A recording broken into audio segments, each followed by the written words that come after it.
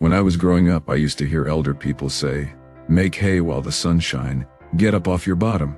Devil find work, give idle hands." One of the ways any young man, or for that matter a young person, can stay out of trouble is get themselves gainfully employed. It doesn't matter the job, as long as it's legal, as long as it's not demeaning or robs you of your integrity, do it. Do whatever your hands find to do legally and do it to the best of your ability. I started working after I finished all-age school. I did all sorts of jobs. Some I loved, some I didn't like so much. The ideal situation would be that you buckle down in school. Get good grasp of your field of study by the time you're about 25. You should have at least a degree in something. However, if you are not able, don't sit in your community or towns on no corner. This is like a nursery, a pathway of self-destruction.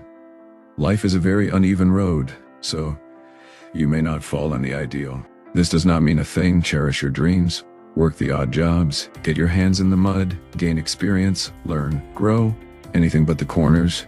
Corners breed gangs, robbers and thieves. If you don't believe me, check any community that has a large portion of youths, particularly men, not working, not gainfully employed, and see what happens. They will still want to wear the latest clothes, want the latest phones. How will they afford it? Do you think they will all have wealthy people in the States sending it to them? No, the best way to avoid this is the youths getting themselves gainfully employed. So don't turn them away because they are young. Give a job if they ask. Help them.